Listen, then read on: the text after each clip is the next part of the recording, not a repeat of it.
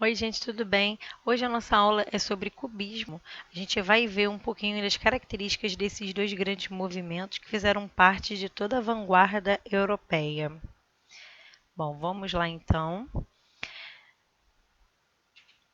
No cubismo, a gente já consegue entender, né, a partir do seu surgimento, que foi lá no século XX, na França, que ele foi um grande momento onde não era mais demonstrado aquelas características academicistas por conta da ruptura que teve desde o impressionismo. Né? No impressionismo aconteceu a grande ruptura dos padrões academicistas na história da arte de modo geral, e aí no cubismo a gente já vai vendo que vai dando sequência e inovando com características pertinentes àquele momento, tá?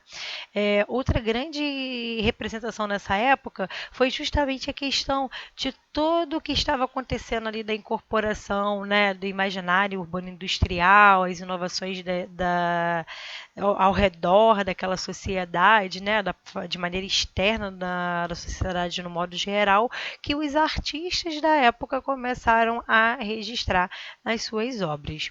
Bom, a gente não pode deixar de citar o Cézanne, porque foi através das obras dele, nessas aqui são as obras do Cézanne, a gente consegue ver o início do movimento do cubismo. Claro que o movimento do cubismo ele se expandiu, né? Ele teve reconhecimento mais tarde, um pouco posterior àquelas primeiras representações de Cézanne, mas em todas as pesquisas de história da arte de modo geral a gente vê isso e não podemos deixar de citar. E é possível a gente perceber esse início da geometrização das formas nas obras dele. Se vocês observarem aqui, ó, o telhado já está de maneira mais triangular, né, com essa forma já mais geométrica, e aqui abaixo também nessa outra obra, onde as árvores já estão com os troncos de forma mais cilíndrica, copa da árvore também na representação mais geometrizada e as construções aqui atrás, tá?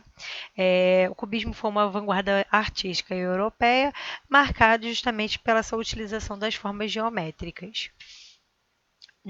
No cubismo são algumas fases, né, que vai sendo destacada na história da arte. Duas que eu vou explicar aqui, dar como exemplo para vocês, vai ser o cubismo analítico, que é esse primeiro momento, onde as figuras em si elas já vão ser desestruturadas, não vai ser mais aquelas formas figurativas como vocês estavam acostumados a ver, até mesmo nessas obras que eu acabei de mostrar para vocês do Cézanne, dá para perceber, por mais que elas estejam de maneira mais geometrizadas, mas dá para perceber a paisagem, dá para perceber as árvores, né, as construções, as montanhas. E no cubismo analítico isso já se perde, porque você já tem tudo, os elementos de maneira sobrepostas, né?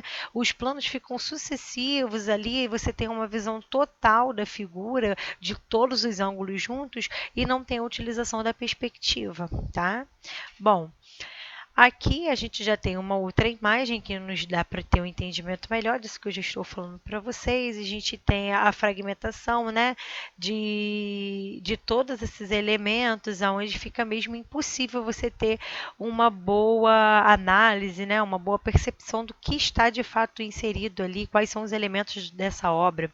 Dá para perceber que não tem perspectiva, né, e ao mesmo tempo as cores ficam restritas ao castanho, ao cinza, ao bege, essas cores que eles utilizavam. Se a gente começar a observar bem a obra, a gente até identifica aqui, ó, o violino, né? Vocês vão conseguir observar, ó, tá vendo? Todo o elemento dele aqui. E essa outra aqui, esse outro elemento, um vaso, ó. Só que dentro da imagem no geral, se você olha de maneira rápida, né, e se você observa no todo, porque é essa a intenção mesmo deles nessas obras, você não consegue perceber esses dois elementos aí figurativos.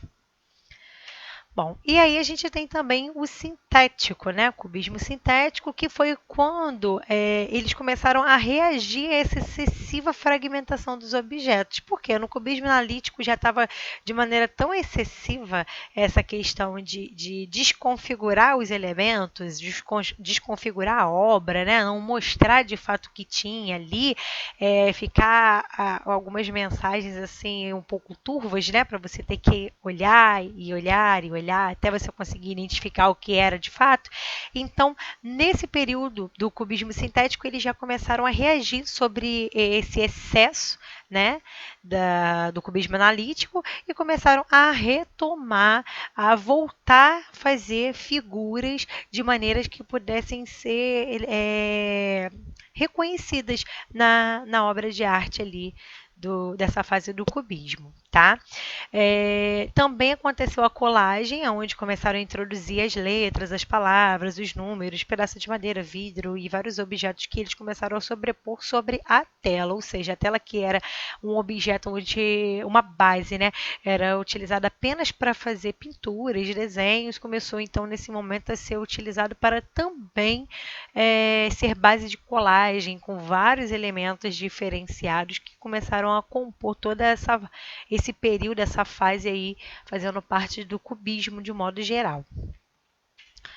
Bom, aqui a gente tem uma obra do Pablo Picasso, né, que é a guitarra, onde ele tem a intenção não só, né, que já estava acontecendo dos efeitos plásticos, né, visual, mas também de ultrapassar esses limites dessas sensações visuais e começar também trabalhar no observador as sensações táteis. Se vocês observarem aqui, tem uma colagem onde encontra tecido, papel, talvez papelão, acredito que seja papelão isso aqui, jornal. Então, essas várias superfícies que foram utilizadas ali, né, enquanto colagem, elas têm também várias texturas. Então, dava ao observador, né, essa sensação tátil, não só a visual, mas também a tátil, de poder tocar e sentir e ver as diferentes superfícies ali daquelas colagens, as diferentes texturas que foram utilizadas na colagem, na base ali da tela.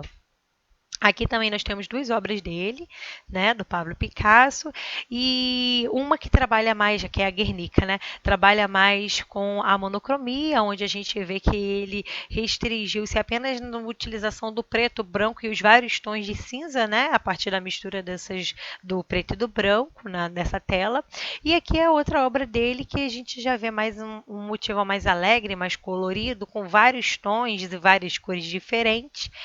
E nas duas é notória a percepção da geometrização das formas, né? Dá para perceber que aqui, ó, o rosto de perfil, o cavalo que também está aqui no ato, né, com o rosto, com a cara, né, do cavalo de perfil.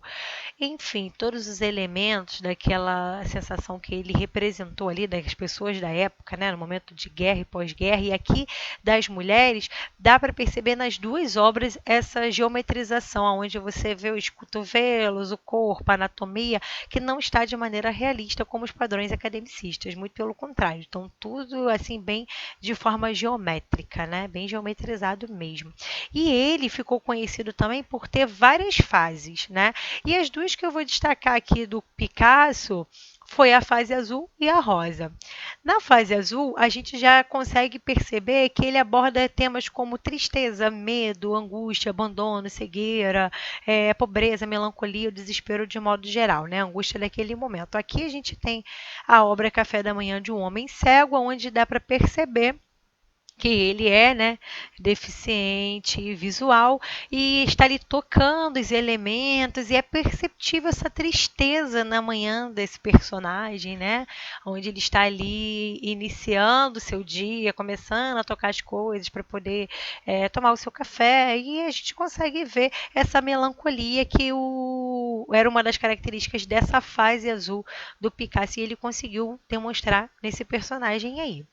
E nessas duas obras também a gente consegue ver toda essa melancolia, essa tristeza da fase azul, tá? Aqui a gente tem a tragédia, onde tem os personagens juntos, né? Porém, eles não se comunicam entre si. Quem está tentando um elo de comunicação aqui é a criança, mas que também está assim sem sucesso. E por mais que eles estejam próximos, é perceptível que eles estão com olhares distantes, estão isolados. É como se eles nem tivessem um do lado do outro, né?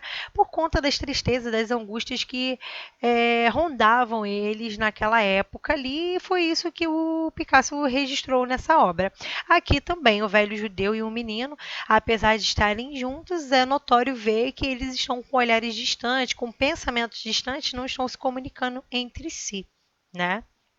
Dá para perceber a pobreza, eles sentados aqui no chão, né? O menino se alimentando, não de uma maneira assim, bem bem vantajosa, né, com bastante fartura. Então, a gente percebe essa tristeza que ele conseguiu demonstrar muito bem nas obras dele. E tem também a fase rosa, onde o Picasso ele já está de forma mais alegre. Ele está nessa fase é um período onde ele estava apaixonado, né, por uma das companheiras que ele teve durante ao longo da sua vida. E aí ele começa a trabalhar com os tons mais rosas, mais alegres, mais vivos, com outras cores e não fica só naquela monocromia dos tons de azul e também daquela melancolia que tinha em toda ao entorno dessa fase azul dele. Aqui já é o contrário, ele tem uma fase mais alegre, ele representa cores mais vivas, pessoas que já estão, né, parecendo se comunicar. Aqui dá para notar essa diferença, além da questão da cor, né, da alegria da cor, da utilização dessas várias cores diferentes, tem também os personagens e a gente consegue ver que enquanto na fase azul os personagens estavam próximos, mas pareciam estar distantes, aqui os personagens estão próximos e se comunicam, né? É notório ver que eles estavam aqui se comunicando entre si, e juntamente com as crianças e assim sucessivamente. As outras obras também dessa fase a gente consegue ver a utilização aqui do colorido, né? Essa alegria ao representar e essa obra aqui o menino com o cachimbo e nessa outra obra que é a família de acrobata a gente consegue ver o Spanzé aqui perto, né? É uma família de circense e os dois aqui, possivelmente pais da criança, também estão próximos e tem um elo entre eles. Eles não estão apenas próximos e com olhares distantes, como a gente viu na fase azul, muito pelo contrário. Eles estão próximos, né? Foram representados próximos aqui na tela e dá para perceber a comunicação entre si dos personagens, né? A comunicação ali do pai com o filho, da mãe com o filho e deles entre si, ao entorno da criança e dos adultos também. Enfim, é bem diferente uma fase da outra. E aí a gente também vê agora falando sobre George Braque, que foi também um grande artista desse movimento, né, do cubismo. Ele foi tão famoso e tão evidente assim como o Pablo Picasso. Apesar dele não ter tido várias fases como o Picasso, mas ele também é um grande artista desse momento, não pode deixar de ser citado. Ele foi escultor, gravurista, pintor modernista, né, francês, enfim. E foi um dos grandes representantes lá na França. Outro detalhe também sobre o Braque é que ele iniciou sua carreira ainda no fauvismo, né, com algumas paisagens fauvistas, com aquela característica da simplificação das formas, cores vivas e aleatórias, né, sem se preocupar de fato com a realidade, com demonstrar cores realistas. Mas a grande evidência dele foi no cubismo, um movimento que foi após ao fauvismo.